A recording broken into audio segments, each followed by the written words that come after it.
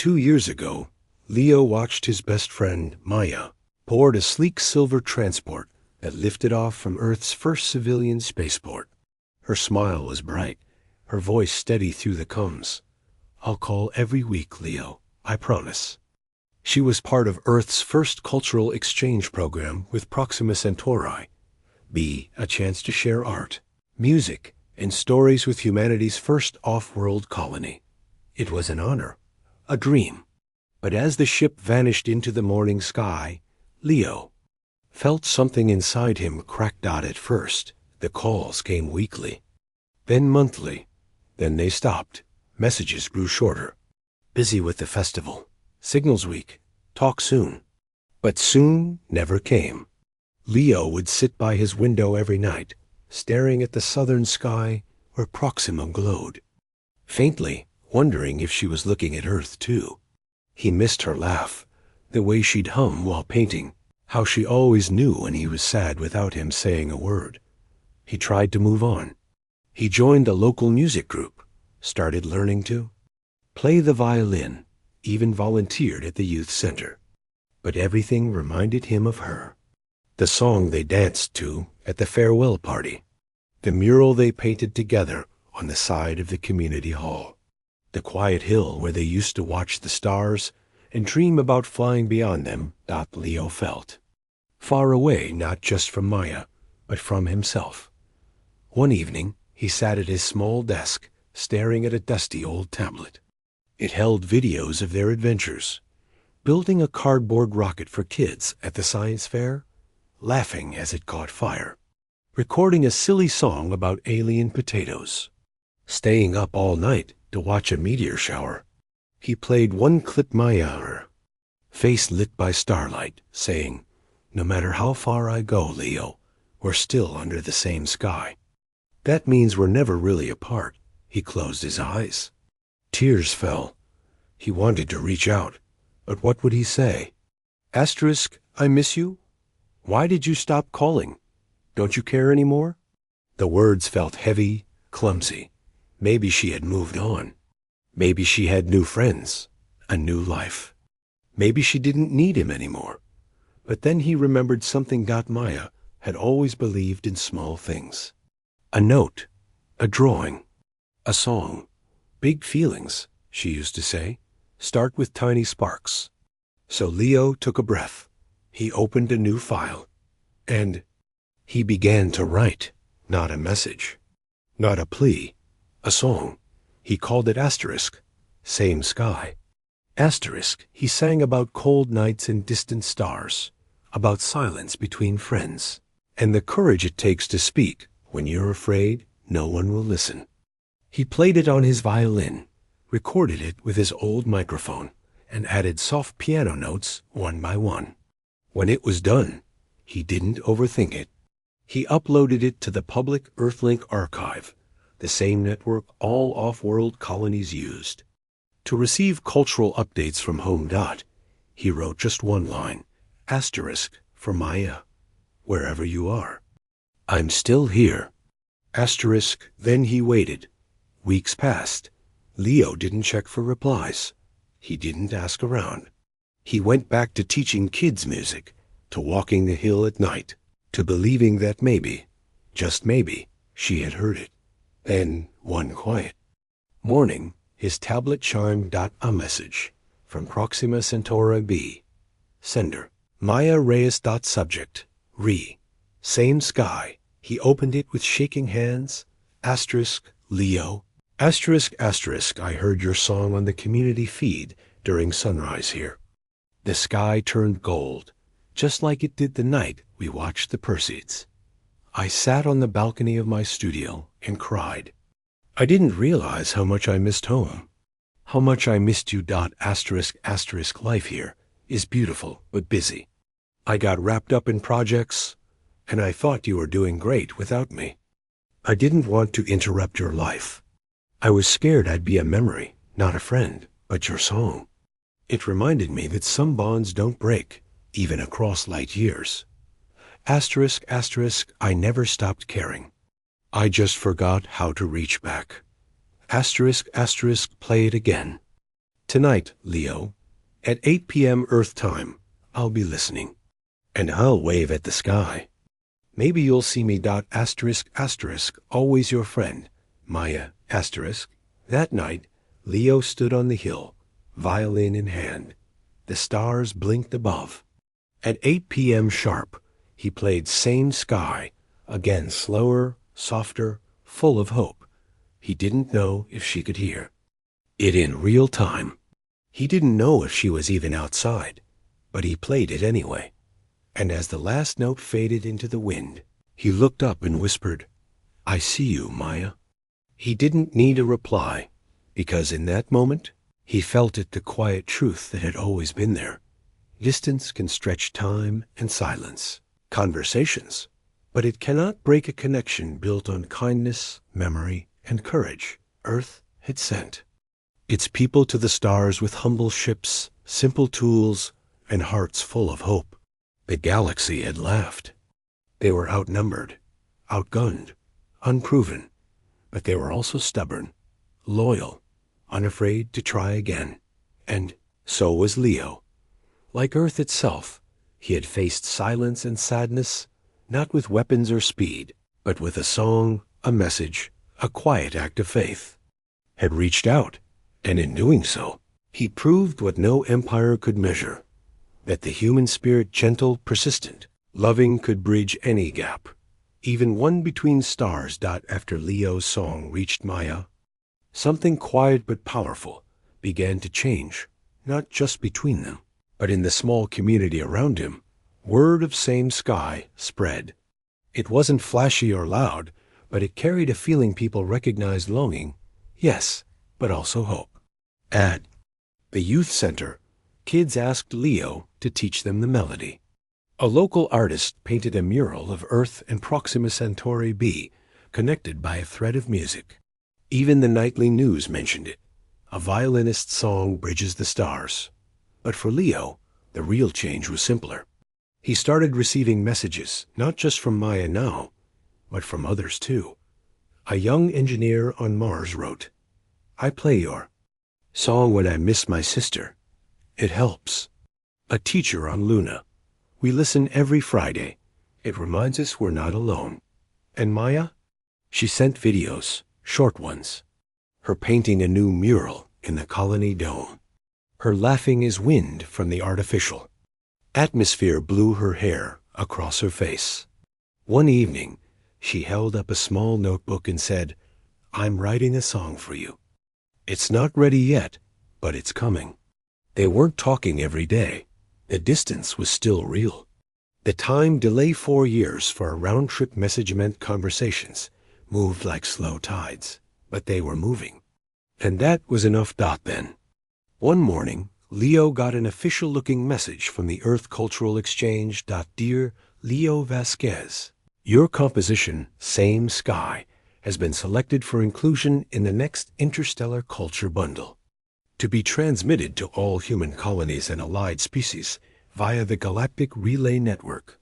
Your work will be archived as part of Earth's contribution to the Unity Archive, a collection of human expressions of connection, resilience, and hope. Thank you for sharing your voice with the stars." Leo sat still for a long time. He wasn't a famous musician. He wasn't a scientist or a diplomat. He was just a man who missed his friend and chose to say it in the only way he knew how.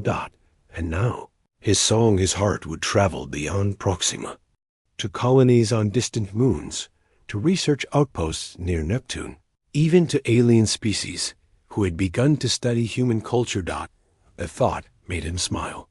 Somewhere in the vast dark, an alien being might hear a soft violin and wonder, what does this mean? And maybe, just maybe, they'd feel a little less alone. But not everything was light. One evening, Leo received a delayed message from Maya. Her face looked tired on the screen. "Hey, Leo," she began, voice quiet. "I don't know if this will reach you soon, but I've been thinking. Life here is beautiful, but it's not home. I see Earth in everything, the way the light hits the walls, the sound of the wind machines, even the way people argue over coffee. I didn't realize how much I carried you all with me, but sometimes I feel like I'm fading, like I'm becoming a visitor in my own life. I miss the rain. I miss the smell of wet grass. I miss you, and I'm scared that one day, even if we keep talking, we'll become strangers who once knew each other well. Leo's chest tightened. He knew that fear. It wasn't just about distance. It was about time, about change, about growing in different directions. He didn't reply right away. Instead, he walked to the hill where he'd played the song that night. As stars were clear, Proxima glowed faintly in the southern sky. He thought about what Earth had done in the galactic trials. They hadn't won with power. They'd won by being human, by adapting, by caring, by trying when others gave up. So Leo made a decision. He went home and opened a new project. Not a song this time. A project. He called it Earth to Proxima. A friendship archive. His idea was simple. Collect small, everyday moments from people on Earth and send them to Maya and anyone else who missed home. Not grand events. Just life. A child laughing. A street musician playing. A grandmother baking. Bread.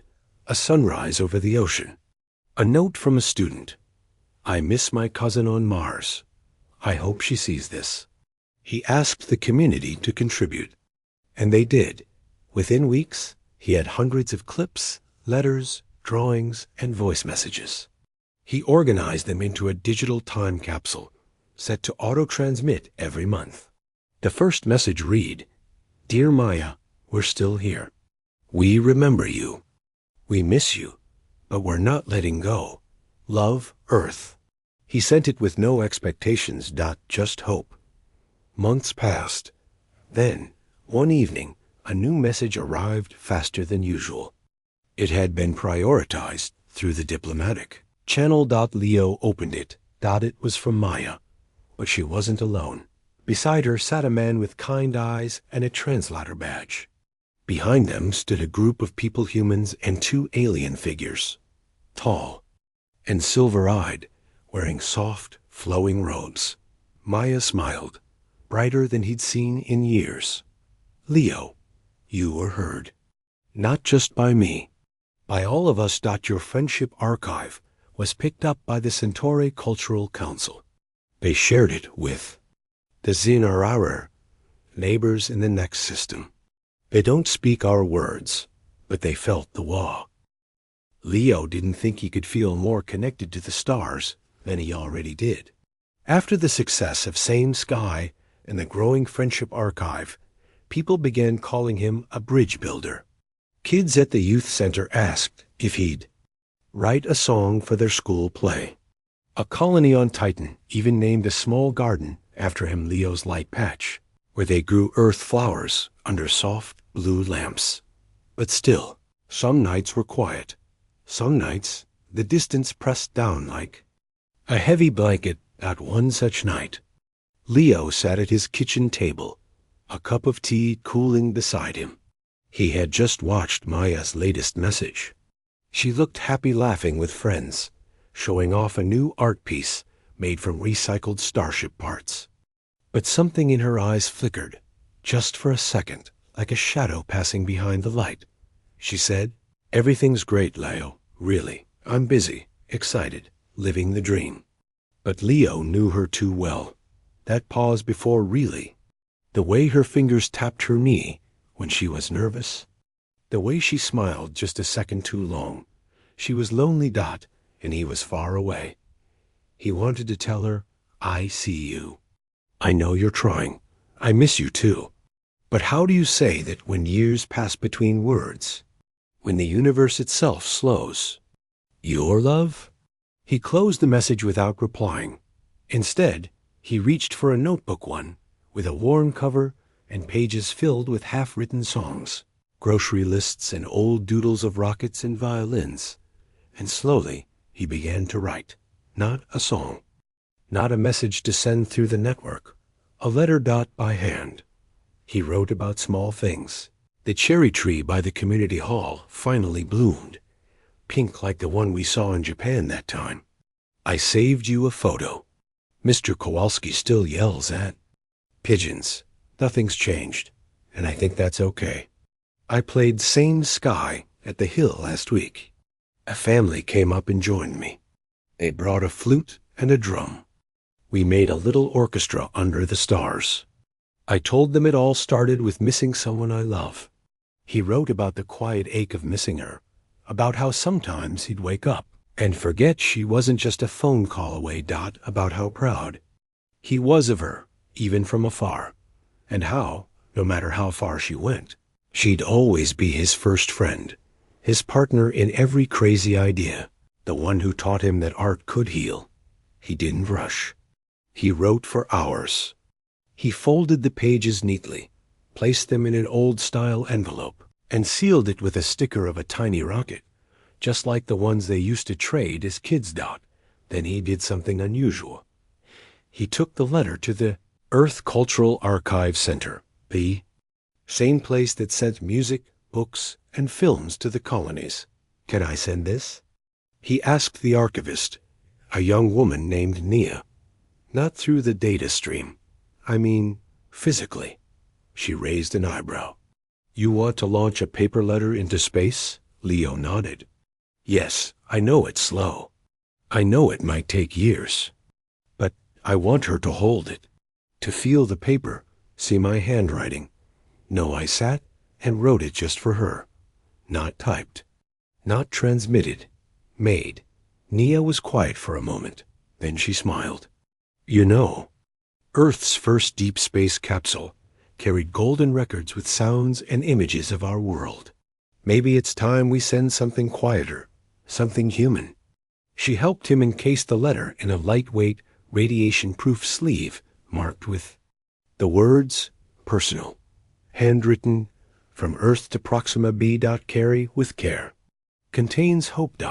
It was loaded onto the next supply shuttle, a slow-moving cargo vessel that would take nearly 3 years to reach the colony. As the ship lifted off, Leo stood outside the spaceport, violin in hand. He didn't play a song. He just watched the light fade into the sky. He knew Maya wouldn't get the letter for years. He knew she might be busy when it arrived. He knew she might cry, or laugh, or not know what to say. But he also knew this. Some things are worth waiting for. Some feelings are too deep for quick messages, and some connections, real ones, aren't broken by time or distance. They're just paused. Months passed. Leo returned to teaching, to walking the hill, to adding new entries to the Friendship Archive. The project had grown now. Schools, towns, and even a few alien allies contributed. A Zenari child sent a drawing of Earth, as they imagined it, a blue ball wrapped in musical notes and smiling faces. Leo framed it and hung it on his wall. Then, one morning, a message arrived.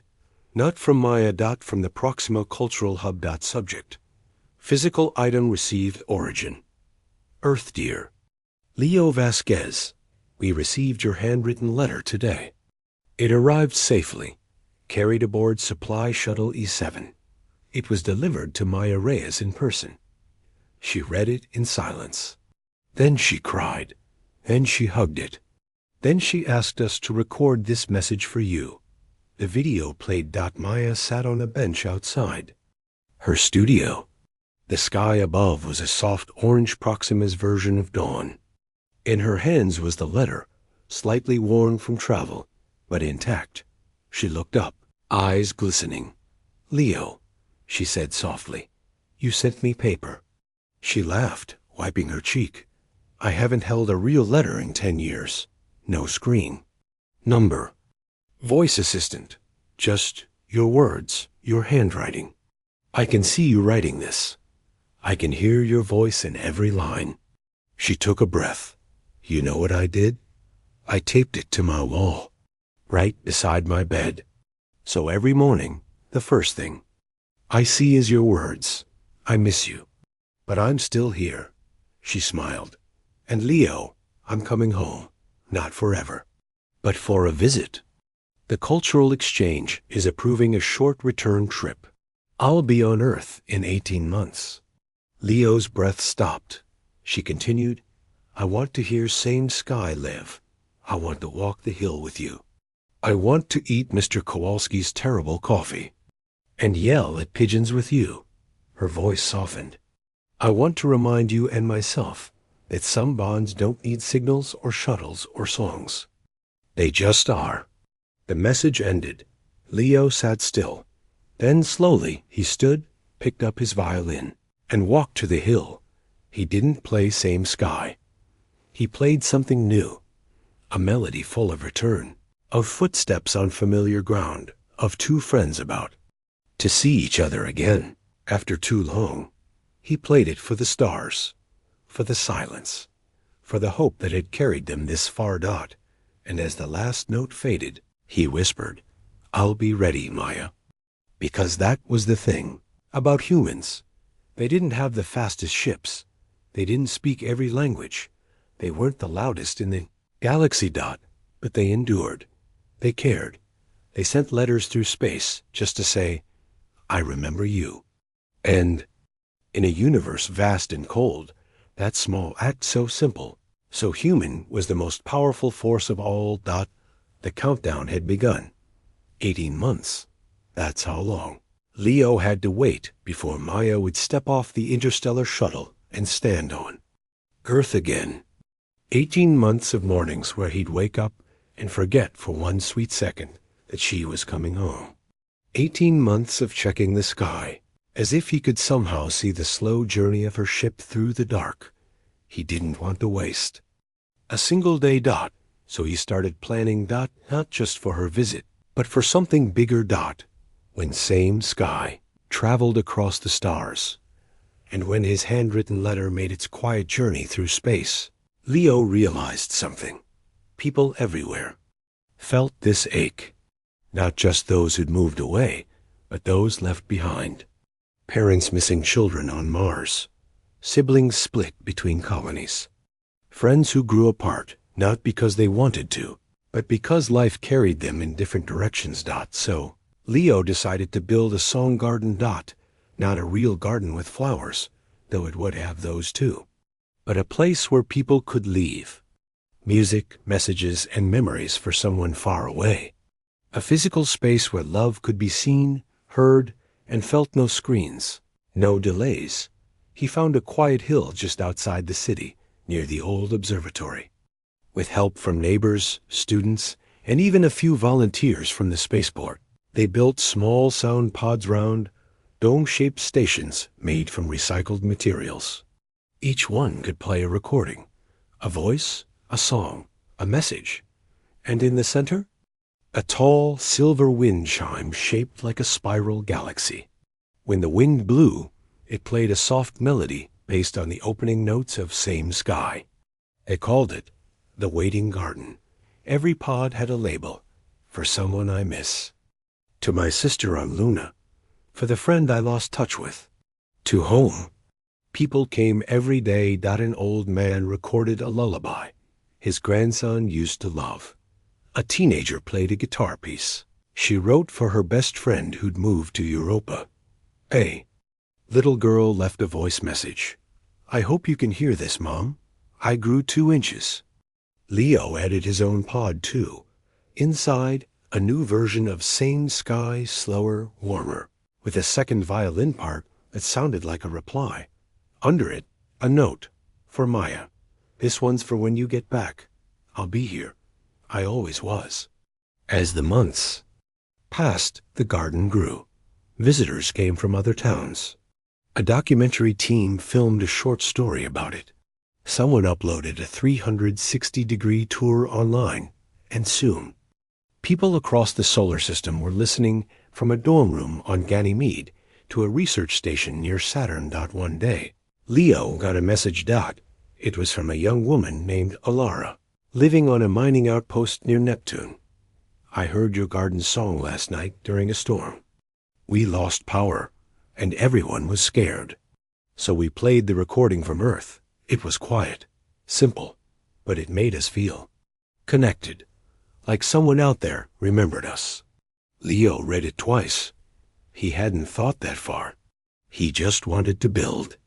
Something for Maya, for himself, for the people in his town. But now, this garden, this quiet hill with music in the wind, was helping others too. Just like Earth. Outnumbered in resources. Outgunned in technology. Mocked for their handmade ships and human-driven systems. Yet they kept building. Kept hoping. Kept reaching. Because humans didn't give up when things were hard. They made something beautiful instead. Then, one morning, Leo got a message from Maya. Not delayed. Not months old. Live.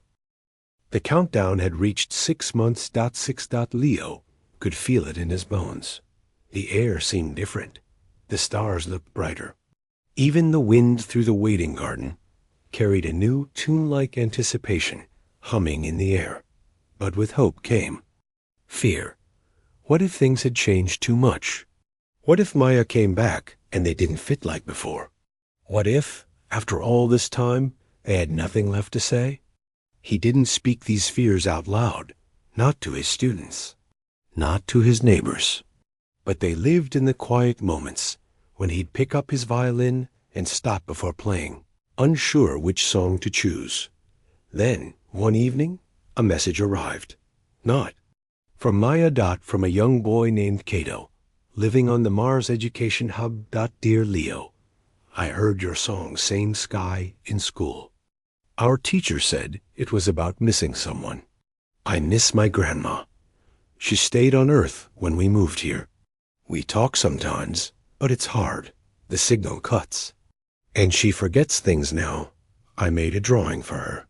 It's of our old house, with flowers and the cat that used to sit on the roof. But I don't know how to send it so she can feel it, like your letter made Maya feel. How did you know it would work? Cato Leo read the message 3 times. He remembered how scared he'd been to send that letter. How he'd held the envelope in his hands for an hour, wondering if it was foolish. Paper. In space. Who does that? But he did it anyway. Because some things are too big for data streams. Some feelings need to be held. So Leo called a meeting at the youth center. He brought students, artists, engineers, even old Mr. Kowalski, who grumbled about kids in space, but showed up with a thermos of coffee and a notebook.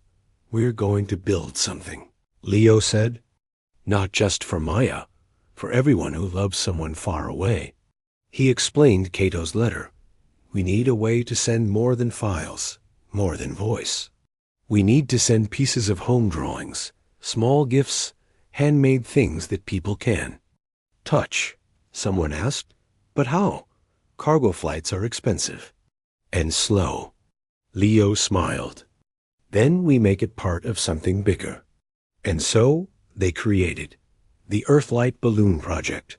Every month, they would launch a small, lightweight balloon filled with personal messages, drawings, pressed flowers, and tiny handmade items things. Too small for cargo ships, too precious to lose in data.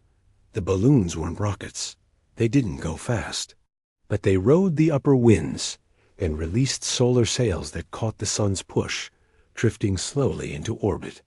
From there, they'd be collected by Earth's orbital mail drones and sent on supply shuttles to colonies and stations across the solar system. Each balloon was made of biodegradable film, shaped like a star, and printed with a simple message. Carry love. No rush, no cost. Just care. The first launch was on a clear spring morning. Dozens gathered at the Hill Kids clutching drawings, elders folding letters, couples adding photos. Leo placed Cato's drawing inside a sealed sleeve, along with a tiny origami bird he'd folded. Himself. As the balloon rose, carried by warm air and sunlight, someone started humming, Same Sky. Others joined. And the violin. Then the drum. By the time the balloon vanished into the blue, the whole hill was singing. And somewhere on Mars, a boy named Cato watched a live feed on a school screen. When he saw his drawing float into the sky, he smiled so wide his teacher cried. Weeks passed. Then, one quiet afternoon, Leo got a message from Maya. Her face filled the screen, but she wasn't in her studio. She was in a classroom. Behind her, children sat at desks, some human, some from the Zenari species, their silver eyes wide with curiosity. Leo, she said, smiling, you won't believe what arrived. She held up a small, star-shaped balloon slightly worn, its sail torn, but intact. Inside, a drawing. It was from Leo's garden. A child had drawn Earth and Proxima b connected by a string of paper cranes, and beneath it, a note, for someone who misses home. You're not alone. Maya's voice softened. The kids loved it. We hung it on the wall. Then they made their own drawings, songs, even a little play about two stars who stayed friends even when they were far apart. She looked at him. You started something, Leo, not just with your song or your garden, with this, with the idea that small things matter. That care travels farther than light if you let it. Leo felt his throat tighten. He hadn't set out to change anything big. He just wanted to reach one person.